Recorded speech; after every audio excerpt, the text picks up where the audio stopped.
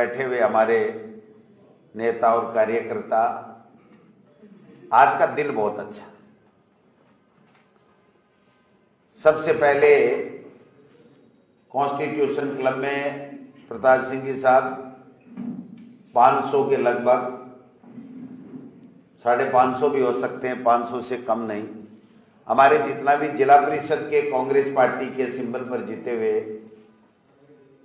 जो मेंबर थे, जिला परिषद मेंबर, वो आए, सबको सम्मानित किया गया। अच्छा कार्यक्रम हुआ, एक नई ऊर्जा का संचार हुआ, सबके चेहरे खिले हुए थे। और आज जब मैं दूसरी बार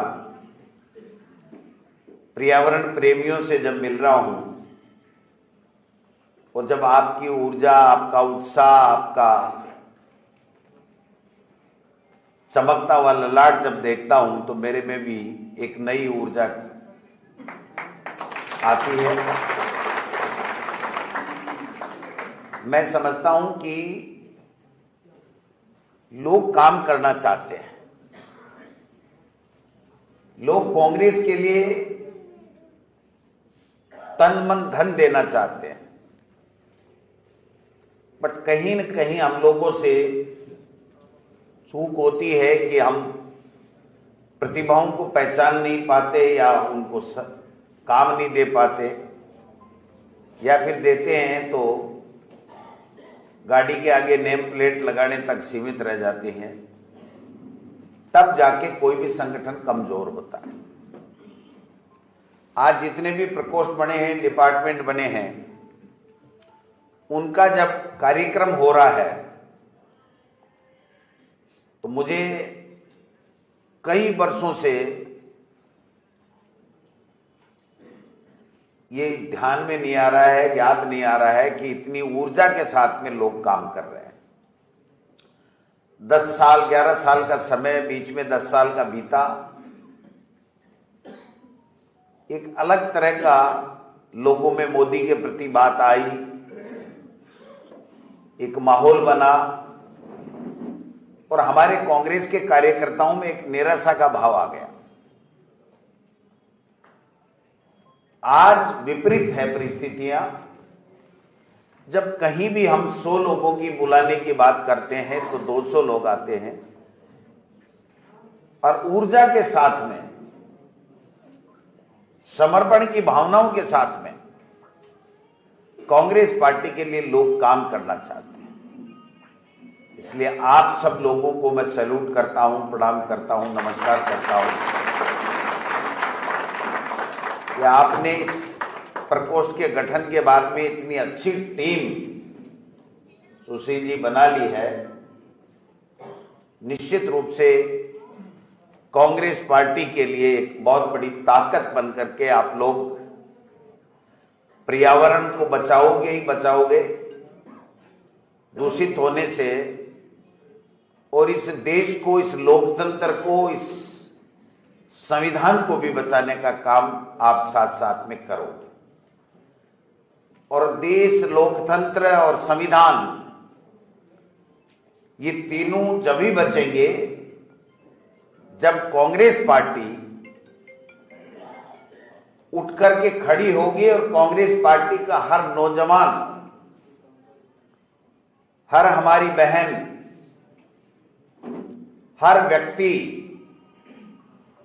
जब ये पुकारने लगेगा कि अब बहुत हो गया, झूठ सुनते सुनते हमारे कान पक गए, जुमले सुनते सुनते हमें शर्म आने लग गई, देश की इज्जत और आबरू विदेशों के गिरवी रखने लग गए, तानाशाह हो गए, सरकारों का दुरुपयोग करने लग गए, तो जब पूरा सिस्टम कोलैप्स होने की ओर है तो ऐसे में हमारा सबका धर्म बनता है, हमारा फर्ज बनता है कि हम कैसे अपने आप को समर्पित करते हुए इस देश को, लोकतंत्र को कैसे बचाएं। आज किसी भी आदमी से बात करो, ईडी, इनकम टैक्स, सीबीआई का डर। प्रताप जी मेरे यहां तो 100-100, 200 रुपए का नुकसान करके गए ईडी वाले। अब इन्होंने तो पता नहीं चाय पिलाई नहीं, मैंने तो बाहर से कॉफी मंगवाई मेरी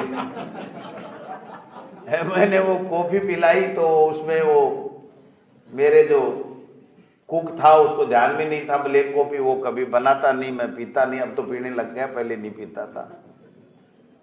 तो चीनी डाल दी तो बोले नहीं आपका कुक ठीक नहीं है। फिर मैंने कहा जी इससे गलती हो गई, कोई बात नहीं, आप कहो तो मैं बाहर से मंगवा दूं। तो उन्होंने कहा हाँ मंगवा दो, है मिलती है क्या? मैंने कहा वो कोल्ड कॉफी मंगवा दूं।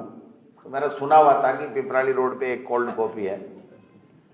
तो मैंने कहा अभी तो कह रहे थे बाहर जा ही नहीं सकते, अब कोल्ड कॉफी के चक्कर में कैसे जाएंगे? तो क्या किसी को भेज दो।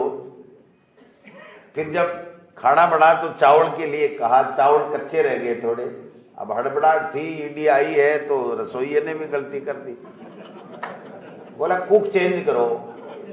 मैंने कहा आप पहले मेरा घर से बाहर निकलो तब तो कुक चेंज करूं। इनके भी खूब हुए होंगे। तो ये जो जमाना है, अब आप देखो कि किस तरीके के लोग हैं। आज भी आपने एक अखबार पढ़ा होगा, इतना बड़ा है ना, जितने रुपए का ऑर्डर ही नहीं उससे ज्यादा तो घोटाला ही बताती है। 100 IAS के माध्यम से उनके हस्ताक्षर से पेमेंट हुआ और उसको इतना बड़ा घोटाला साबित कर दिया कि 1 रुपए का काम नहीं और सारे पैसे ले गए। तो तुम विपक्ष में क्या कर रहे थे? आप क्या झक मार रहे थे? 3 साल तो उस टाइम काम चला, 2 साल ये निकल के 5 साल सो क्यों रहे थे? केवल एक परसेप्शन सेट करना, एक वातावरण बनाना, 2G स्पेक्ट्रम, कोलगेट इस तरीके से बनाया जैसे देश में पता नहीं क्या हो गया। निर्भया कांड को ऐसे लिया जैसे ये पहला ही बलात्कार हुआ इस देश में। नहीं होना चाहिए, एक भी क्यों हो हमारी बहन के साथ में बलात्कार, बट घटना घट गई और उसको अपनी राजनीति के लिए इस्तेमाल करना उस बेटी को, इससे बड़ा शर्म का विषय कोई हो नहीं सकता। लेकिन ये तो इवेंट वाले लोग हैं, परसेप्शन सेट करते हैं कि इधर कैमरा रहना चाहिए, कौन सी ड्रेस होनी चाहिए, कौन कहां क्या प्रोग्राम होना चाहिए। अभी मैंने सुना है कि अमित शाह जी आ रहे हैं कल या परसों कब आ रहे हैं पता नहीं, कह रहे हैं वो सिपाहियों को नियुक्ति पत्र बांटेंगे। तो कोई सिपाही पहली बार ही भर्ती हुए हैं क्या इस देश में? वो अपनी मेहनत से हुए भाई। अमित शाह जी ने कोई बटन दबा के अपात्र को पात्र थोड़ी बना दिया। लेकिन उनके पास में आप जैसे लोग नहीं हैं पार्टी की बात सुनने के लिए, इसलिए सरकारी कर्मचारी को बुला करके इवेंट करके अपनी उपस्थिति दर्ज करा रहे हैं। इनका एक भी कार्यक्रम देख लो आप, जनता के भरोसे जिस दिन है उस दिन फेल है, डबल फेल है। खेलो इंडिया हुआ, 80 करोड़ लगे, 100 आदमी नहीं, खिलाड़ी नहीं। युवा महोत्सव हुआ कल, 100 आदमी नहीं, करोड़ों रुपए का सत्यानाश कर दिया।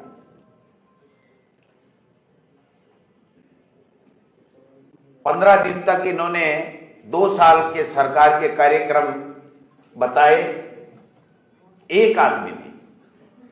प्रभारी मंत्री जिलों में गए, एक सवाल का जवाब नहीं, एक काम गिना नहीं सके। पंचायत चुनाव कराने नहीं कराएंगे, 1 state 1 election, 1 state 1 election.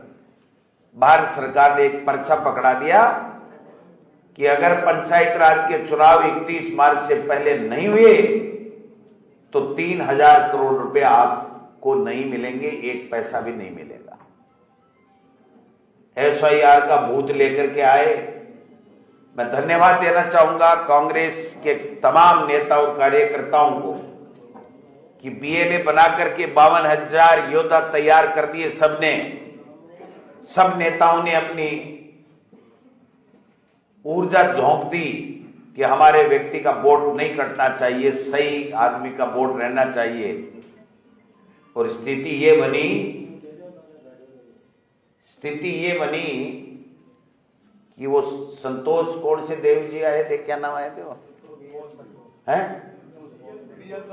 V L संतोष, बंद कमरे में 10-12 को बुला करके थप्पड़ तो मारे नहीं और इनकी क्लास लगा दी कि तुम कर क्या रहे थे, तुम्हारे कट गए।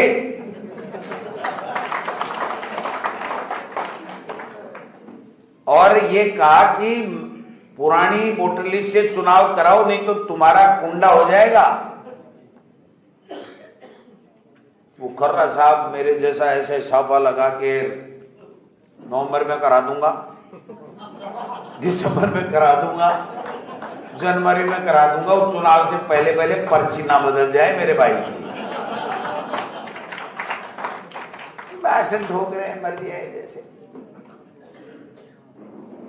सवाल ये काम एक धेले का नहीं, फालतू की बकवास। मैं चैलेंज देता हूं कि मुख्यमंत्री एक दिन भी बिना लिखा हुआ भाषण अगर वाचन कर दे, एक दिन प्रेस को संबोधित करके अगर उनके 5 क्वेश्चन ले ले इस 2 साल के सुशासन कुशासन के बारे में, वो सुशासन बताते हैं, हम कुशासन बताते हैं। जैसे हम देते हैं ना, प्रताप जी तो बुला ही लेते हैं, आजा भैया आज मटेरियल है मेरे पास, आजा। ये दोनों नेता भी हमारे रफीक साहब और चांदना जी भी कोई कम नहीं ठोकते, और मैं भी बीच बीच में फुहारे छोड़ देता हूं। वो जो बाबा हमारे खेलने वालों का लाइसेंस चेक कर रहा था, बाबा ठेले वालों का लाइसेंस चेक कर रहा था, उसका लाइसेंस तो मैंने चेक कर लिया। मैंने कहा बाबा ये काले शीशे की गाड़ी कानून का उल्लंघन है। तो नीचे उतर करके कुछ बोला नहीं, और मीडिया ने पूछा तो क्या पता नहीं किसकी है, मैं तो ऐसे ही बैठ के आ गया। और सुनो मजे की बात, खतरा तो लोगों को उससे है, और वो सरकार की एस्कॉर्ट लेकर के चलता है। बाबा को किससे खतरा हो सकता है भाई? उसके तो वो भी नहीं है, जो हमारे हैं वो भी नहीं है, तो उसको कैसे खतरा है बताओ? इतनी बड़ी एस्कॉर्ट लेके चल रहा है, शीशे काले रंगा रखा है, और हमारे ठेले वाले बेचारे मजदूरों को परेशान करता है। पता नहीं कैसे कैसे नमूने आ गए।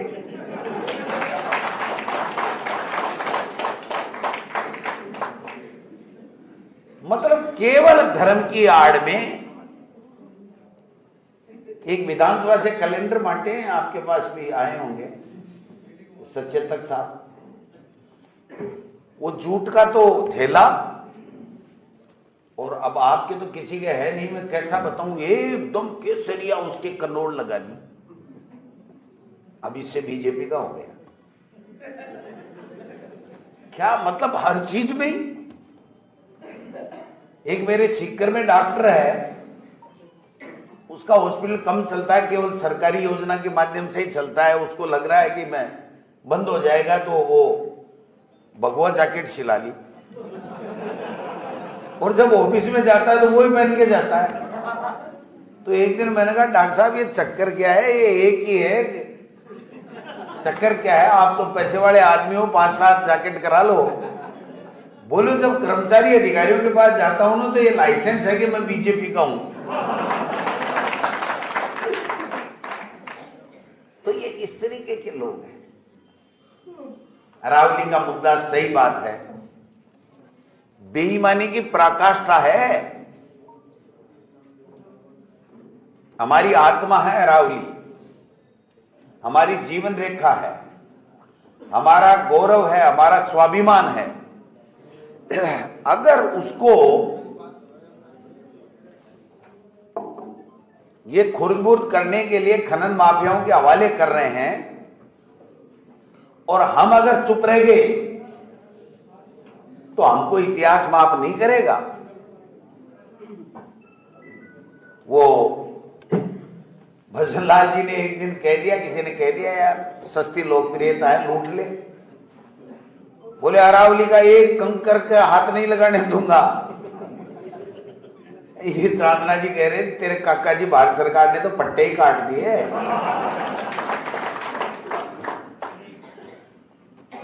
हाथ कैसे नहीं लगाने देगा? रोजाना कितने लोग अवैध कर रहे, फाड़ के फाड़ गायब कर दिए और आज बड़ी बड़ी बातें कर रहे हैं। 50 कॉन्फ्रेंस कर दी भूपेंद्र यादव जी ने, अपने जीवन में नहीं की होगी। बहुत सही फैसला है, बहुत सही फैसला है, बहुत सही फैसला है। और हाई कोर्ट, सुप्रीम कोर्ट ने जब खींच के मारी तो क्या हम स्वागत करते हैं? तो सुप्रीम कोर्ट के फैसले का कर रहे थे कि जिनको बीच में दे दिया 1 महीने में, उनका स्वागत कर रहे हो जिनको खाने दे दी। लेकिन मैं कि कांग्रेस का कार्यकर्ता हमेशा सच्चाई के रास्ते पे चलता है, हमेशा देश, संविधान और लोकतंत्र के लिए हमारे पूर्वजों ने भी अपने आप को कुर्बान कर दिया। आज वापस आवश्यकता इस बात की, किसको क्या पद मिले छोड़ो ना, हमारा देश बचे, हमारा स्वाभिमान बचे, हमारे आने वाली पीढ़ी के लिए लोकतंत्र बचे, ये चीजें करनी जरूरी है। और मैं एक बात मेरे जीवन के सार की बात बता रहा हूं कि अगर ईमानदारी से कोई काम करेगा, ईश्वर उसको 100% देगा, इसमें कोई दो राय नहीं।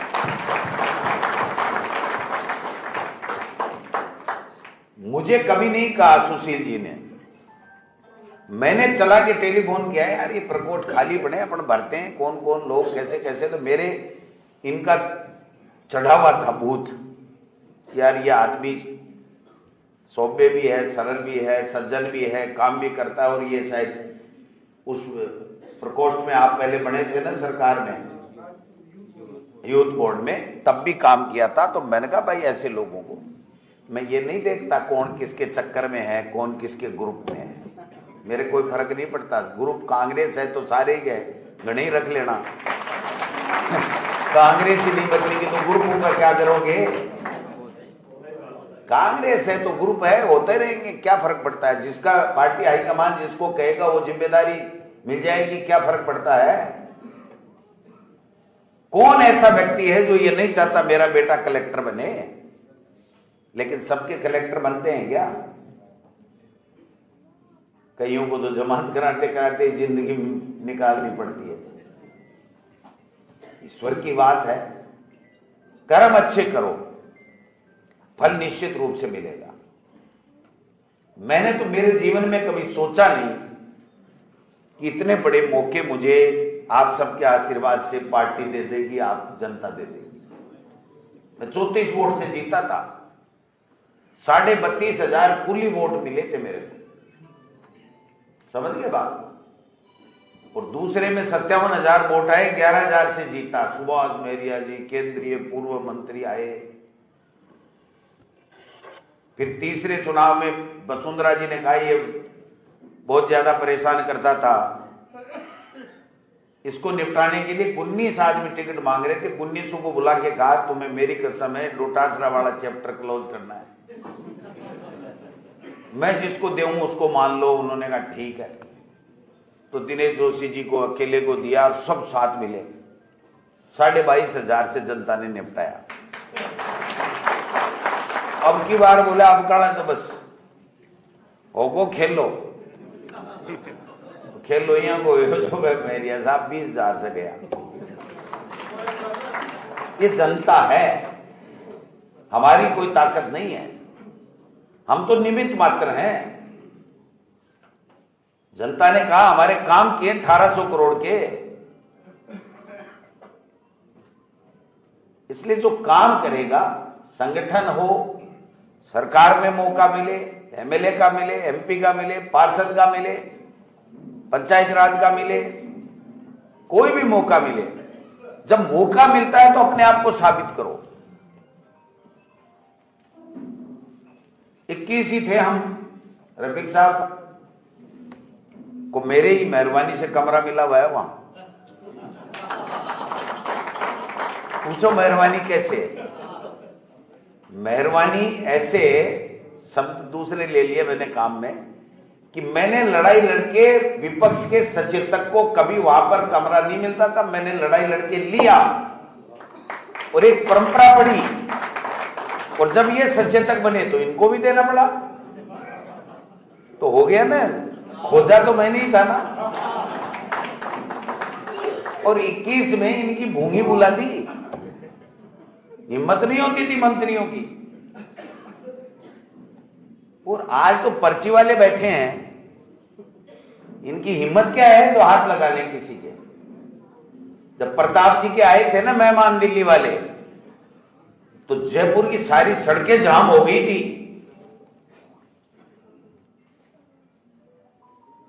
तो मैं समझता हूं कि हम सबको एकजुटता के साथ में आज काम करने की आवश्यकता है। मनरेगा खत्म, कानून राइट टू वर्क का कानून खत्म, 40% बजट स्टेट को देना होगा। मैं लिख के दे रहा हूं, 1.25 लाख करोड़ जिस प्रदेश पे कर्जा हो, वहां मनरेगा के लिए 40% का बजट कतई जीवन में हो ही नहीं सकता। तनख्वाह नहीं दे पा रहे हैं ये लोग, किस बात का 40%? और उसमें भी कर दिया कि भारत सरकार चाहेगी कि यहां बजट की आवश्यकता है, यहां काम चलेगा, यहां नहीं चलेगा। आप समझो कि जब 90% मटेरियल का सेंट्रल गवर्नमेंट का और 10% केवल स्टेट का और लेबर का 100% केंद्र का, तब भी 5,000 करोड़ रुपए आज भी हमारे लोगों के नरेगा के बकाया पड़े हैं। 2 साल से भारत सरकार दे नहीं पा रही है।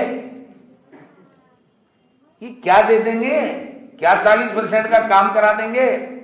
और अभी तो पता नहीं चल रहा है, महीने 20 दिन तो छोटे मोटे काम चल रहे हैं। सरपंच लग गए चुनाव में, उनको अगली दिखी कि यार आएंगे कि नहीं आएंगे। नरेगा तो छोड़ो, एक बार महीने 2 महीने इसकी चर्चा नहीं कर रहे, लेकिन 2 महीने बाद में जब वो जनप्रतिनिधि बन जाएंगे, उसके बाद में जो उनको अधिकार मिला हुआ था, जो गरीब को काम मिला हुआ था, जो विकास के काम होते थे, ग्रेवलें बनती थी, इंटरलॉक बनते थे, कुंड बनते थे, हजारों जल कुंड बाड़मेर में, जैसलमेर में जहां पीने का पानी नहीं है वहां बनते थे। एक नहीं बनेगा, सब कुछ खत्म हो जाएगा। मैं आपको बता रहा हूं, इनका झूठ, इवेंट मैनेजमेंट, भ्रमित करना, धार्मिक उन्माद, शोषण, ये बचेगा, इसके अलावा कुछ भी नहीं बचेगा। इसलिए इस देश में आज जरूरत है कांग्रेस पार्टी की, और कांग्रेस पार्टी के लोगों को जरूरत है इस लोकतंत्र और इस संविधान को बचाने की, इनसे लड़ाई लड़ने की। लड़ाई युद्ध करने की आवश्यकता नहीं है, कुश्ती करने की आवश्यकता नहीं है। जहां भी बैठो बात करो कि ये क्या गलत कर रहे हैं, किस तरीके से कर रहे हैं। अब वो ये जो एक्ट नया लाए हैं ना मनरेगा की जगह, उसमें जी राम जी कहीं नहीं है। वो जो पूरा नाम है उसमें अंग्रेजी में एक जगह जी कर दिया, फिर स्पेस दे दिया, फिर राम कर दिया, फिर जी कर दिया, ऐसे कर दिया। अगर उसको पूरा पढ़ोगे तो जी राम जी नाम नहीं है उसका। जब हमने हमारा इंडिया गठबंधन बनाया तो हिंदी कहने लग गए। आप देखो इनकी, और ये ऐसा ला करके कि साहब इनको तो राम जी से परहेज है। अरे हमें राम जी से कैसे परहेज हो सकता है? हम नाथूराम गोडसे की विचारधारा मानने वाले नहीं है, महात्मा गांधी जी की विचारधारा मानने वाले लोग हैं। जिस महात्मा गांधी जी के जब नाथूराम गोडसे ने गोली मारी, उनकी विचारधारा के लोगों ने गोली मारी तो हे राम शब्द निकला था। हम उसकी विचारधारा को आगे लेकर के चल रहे हैं आपको। और अब तो अजब ही खेला हो रहा है। मुख्यमंत्री जी तो चाहे जी फटकारो मार दे, हाँ कोई मतलब ही नहीं, कोई बात ही नहीं है। तो प्रताप जी बहुत अच्छे तरीके से धो है बात। कल परसों मेरे को एक कोई कह रहा था कि साहब उन्होंने तो एक भाषण दे दिया कि गृह मंत्री हैं वो, और कह रहे हैं कि गुजरात और दूसरा महाराष्ट्र की पुलिस को पता लग जाता, हमारे यहां राजस्थान में अपराध होने वालों का पता नहीं लगता है। बोला था क्या कोई? बोला ना, कल ही बोला है ना।